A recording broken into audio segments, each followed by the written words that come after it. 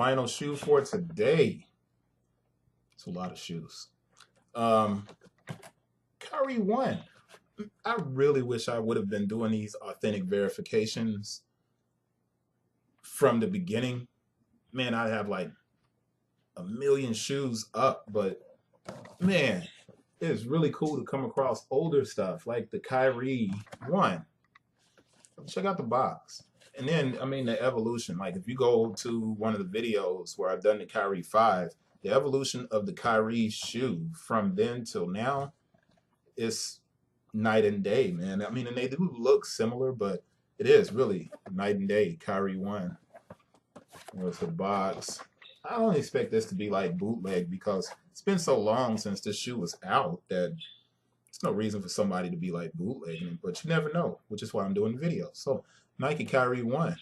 The color is Deep Pewter Volt, tumbled gray, night silver. The style code is 705277270. The SRP is 110.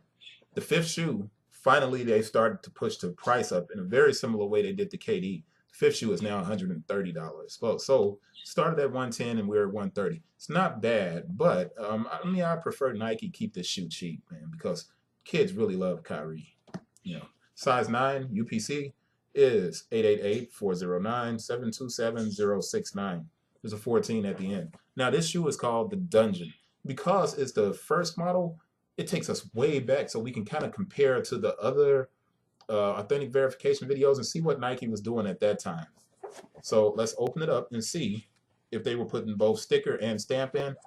And they were. They were QC stamping it. And there goes our QC stamp. And it reads 04081516. So 040815. Now this version was called the Dungeon. Not sure of why it was called the Dungeon. You know, I wish I could tell you. Just not sure about that.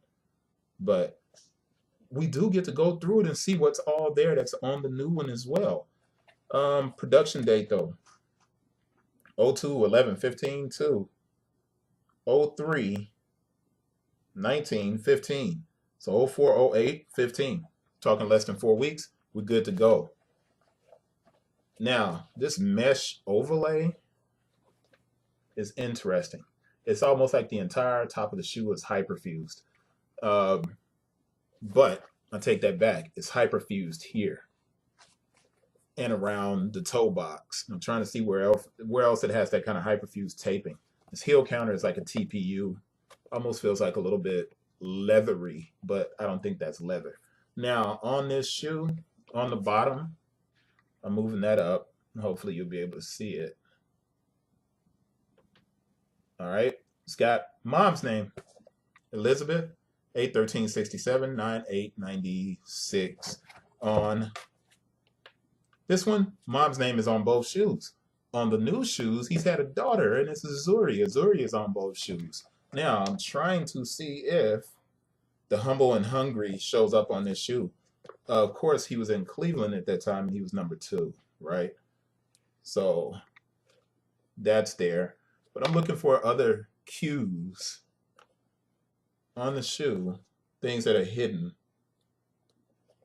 And it doesn't look like there is that much. So he had a lot added to the shoe over time. The Humble and Hungry does have his signature on the back of the tongue here. And really, there's not a whole lot to the shoe, man. But it's definitely a good pickup for somebody. Somebody already bought these. Man, you know, you get it. You get it why Nike retro certain shoes.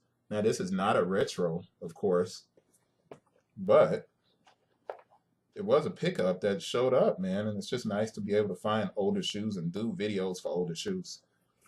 That's really it. I will take it through our general 360, but we did a lot of close-ups there.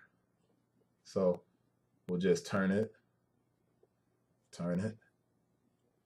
move it, and get ready to wrap it